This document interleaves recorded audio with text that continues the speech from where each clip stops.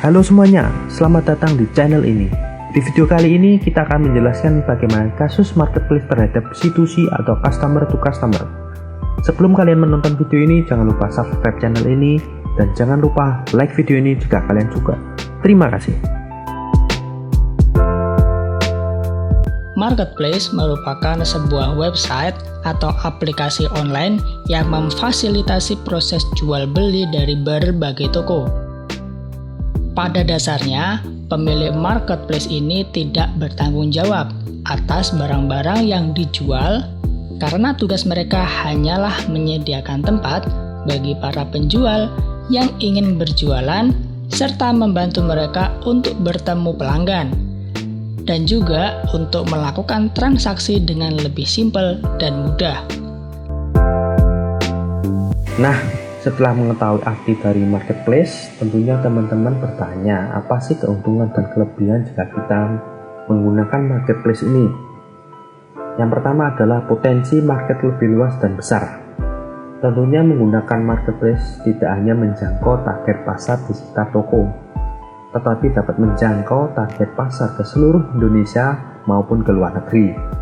Karena dengan kecanggihan teknologi saat ini, pembeli ataupun pelanggan lebih sering membeli produk secara online. Lalu yang kedua, lebih dapat meyakinkan pembeli. Artinya pembeli secara tidak langsung melihat produk yang kita punya, dan pembeli dapat langsung menanyakan produk kita dengan fitur live chat yang ada di marketplace tanpa kita bertatap muka. Selanjutnya, tidak memerlukan strategi pemasaran dan sistem telah tersedia.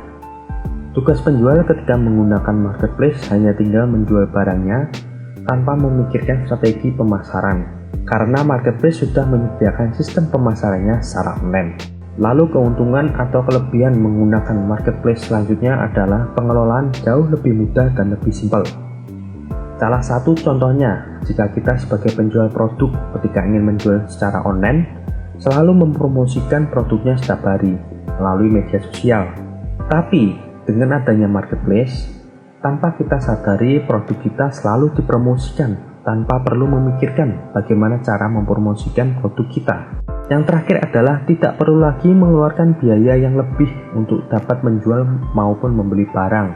Contohnya, kita sebagai produsen tidak perlu mengeluarkan biaya sewa untuk toko dan hanya membutuhkan tempat menyimpan stok barang yang akan dijual.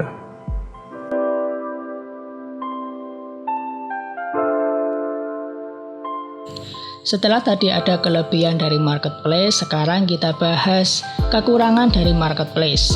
Yang pertama ada brand awareness yang lemah. Kebanyakan pembeli yang pernah berbelanja pasti akan lebih ingat nama dari marketplace-nya daripada nama brand yang dibeli. Sehingga brand yang kita miliki akan susah dikenal di kalangan masyarakat. Berbeda jika kita menggunakan toko online. Kita bisa menonjolkan nama brand yang dimiliki sehingga bisa lebih dikenal di masyarakat. Yang selanjutnya ada fitur pencarian yang tidak tertarget.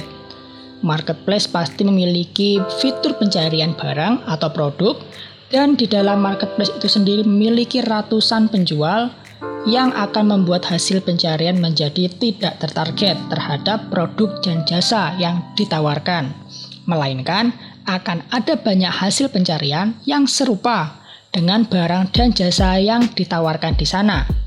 Jadi, kita harus bisa memanfaatkan fitur iklan berbayar dengan hati-hati dan terkonsep di marketplace tersebut.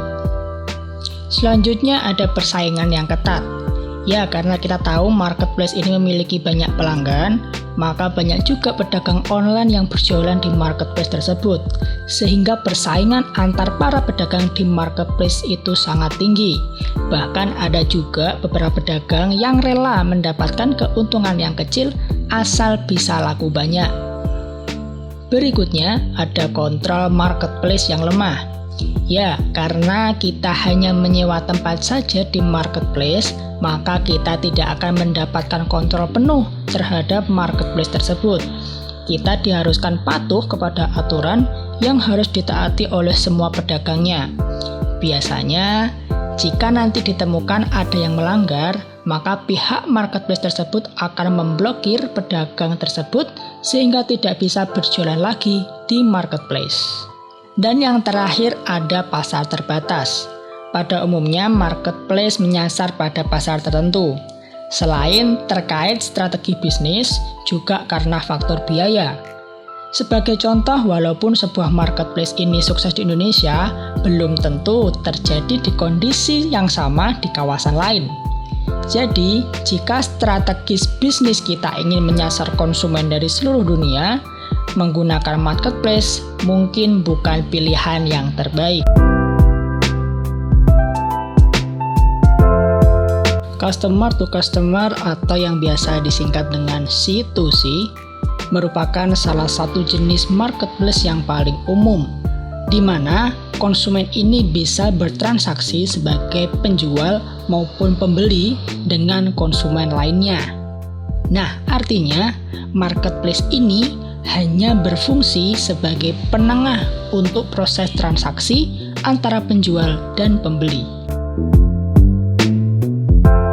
Studi kasus selanjutnya yaitu tentang Shopee.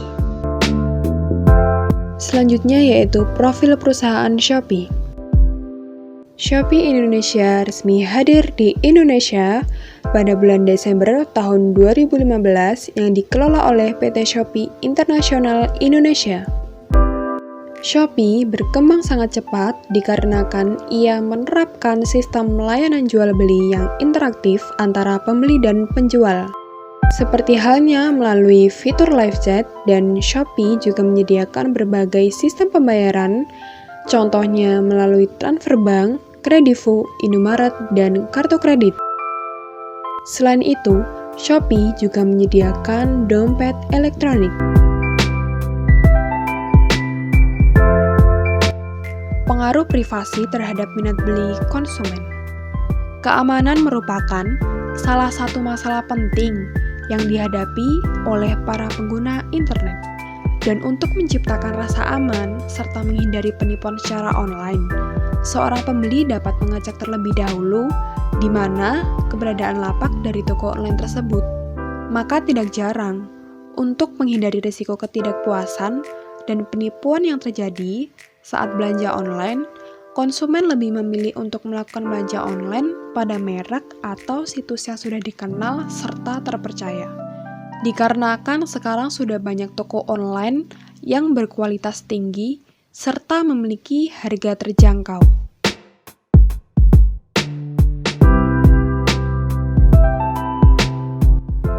Pengaruh privasi dan kepercayaan konsumen terhadap minat beli.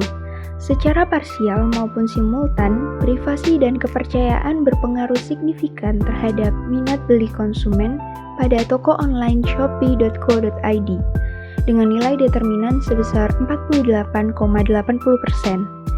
Sedangkan sisanya sebesar 51,20% dapat dijelaskan oleh variabel lain yang tidak diteliti dalam penelitian ini, seperti kualitas produk, kesesuaian produk pada gambar dan realita, harga jual, promosi, serta kemudahan pembayaran.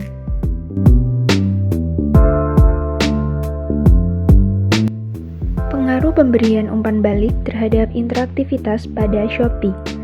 Apabila dibandingkan dengan media cetak dan elektronik yang komunikasinya berjalan satu arah, media online memberikan keleluasaan kepada komunikan untuk memberikan umpan balik dengan waktu yang relatif singkat.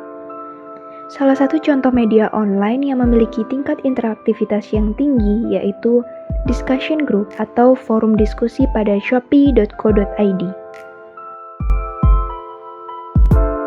Sekian video presentasi dari kelompok kami tentang kasus marketplace yang melayani customer to customer. Nantikan video-video berikutnya. Sampai jumpa!